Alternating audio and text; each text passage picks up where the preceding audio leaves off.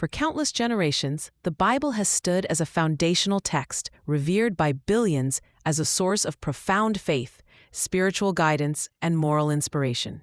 Its narratives, spanning millennia, recount pivotal moments in human history and divine interaction. Yet, beyond its sacred role, the question of the Bible's historical accuracy has long been a subject of intense scholarly inquiry and public debate.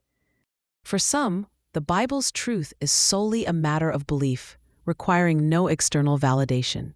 However, a growing body of evidence from archaeology and secular historical research increasingly supports the historical veracity of many biblical accounts. These discoveries offer compelling insights, bridging the gap between ancient scripture and verifiable historical fact. We will explore several key biblical narratives that have found remarkable corroboration from secular historians and archaeological findings. One of the most iconic and central figures in the Old Testament is King David, the shepherd boy who became a mighty warrior, united the tribes of Israel, and established a powerful dynasty. His story is intricately woven into the fabric of Israelite history, portraying him as a pivotal monarch whose reign marked a golden age. For centuries, David's existence was primarily attested to by the biblical texts themselves. This reliance on internal biblical sources led some scholars to question whether David was a historical figure or perhaps a legendary, mythical construct. Skepticism arose from the perceived lack of independent archaeological or historical evidence outside the Bible to confirm his reign or even his existence. The absence of contemporary inscriptions mentioning a King David fueled this debate, suggesting to some that the Davidic kingdom might have been a later invention. However, this historical debate took a dramatic turn in 1993 with a groundbreaking archaeological discovery. During excavations at Tel Dan in northern Israel, archaeologists unearthed a fragmented basalt stele. This ancient stone slab, dating to the 9th century BCE, bore a crucial inscription. The Tel Dan stela, as it came to be known, was inscribed in Aramaic and commemorated a victory by an Aramean king over two rival kings. Most significantly, the inscription explicitly mentioned the House of David. This phrase refers to the Davidic dynasty, providing the first tangible extra-biblical evidence for the existence of King David and his royal lineage. The discovery of the Tel Dan stele was a monumental moment for biblical archaeology. It moved King David from the realm of potential legend into the undeniable sphere of historical figures. This ancient inscription confirmed that a powerful dynasty known as the House of David was recognized by contemporary neighboring kingdoms. It firmly placed King David and his successors within the historical framework of the ancient Near East, validating a core element of the biblical narrative. The Old Testament vividly recounts the dramatic siege of Jerusalem by the mighty Assyrian king Sennacherib in 701 BCE. The books of Isaiah, 2 Kings, and 2 Chronicles describe how Sennacherib's vast army swept through Judah, conquering fortified cities and eventually laying siege to Jerusalem, the capital.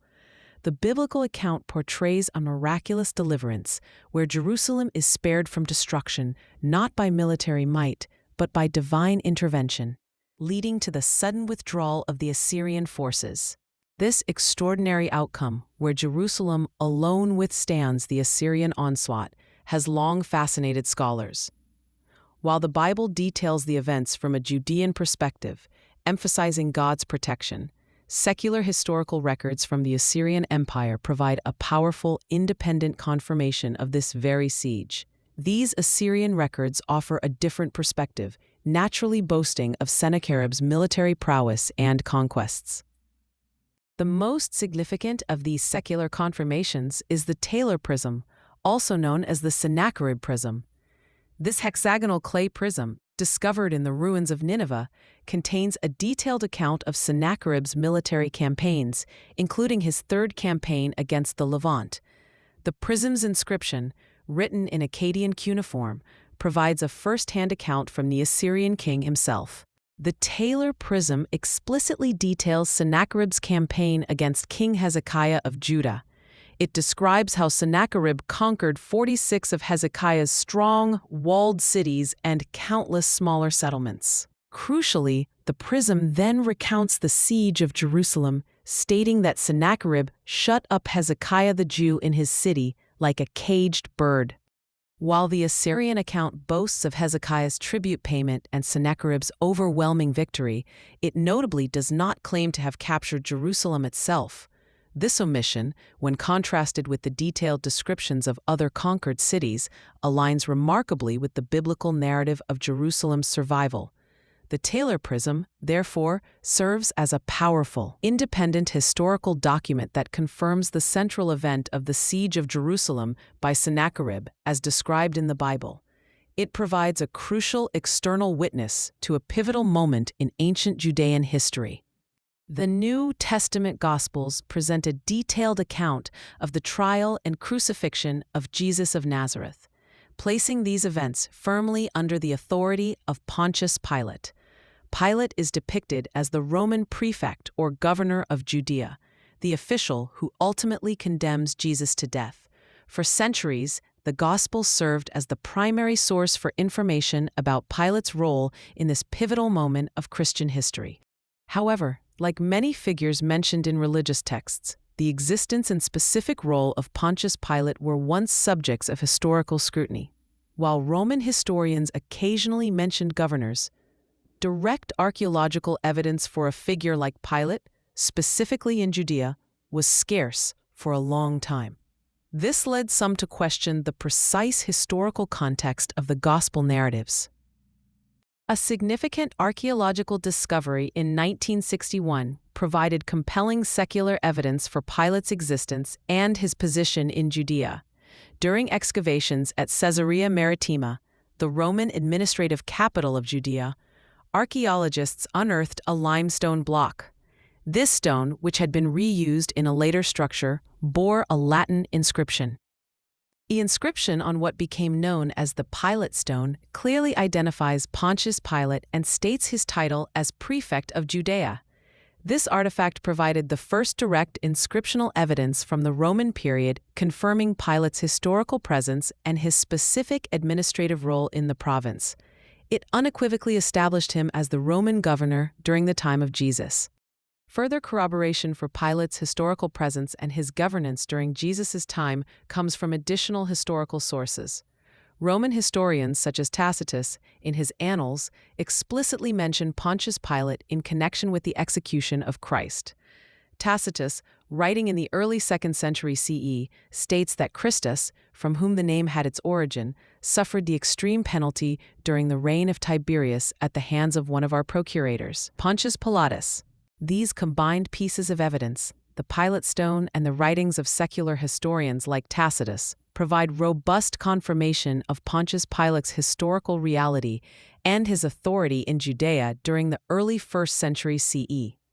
This external validation strengthens the historical framework of the New Testament accounts, grounding the narrative of Jesus' trial and crucifixion in verifiable historical context. The journey through these ancient narratives reveals a fascinating interplay between faith and historical inquiry. We have seen how the existence of King David, once debated, was powerfully confirmed by the Tel Dan stele, placing him firmly in the historical record. The dramatic siege of Jerusalem by Sennacherib, vividly described in the Bible, found remarkable corroboration in the Assyrian king's own records on the Taylor Prism. And the figure of Pontius Pilate, central to the New Testament's account of Jesus' trial, was historically validated by the Pilate Stone and the writings of Roman historians.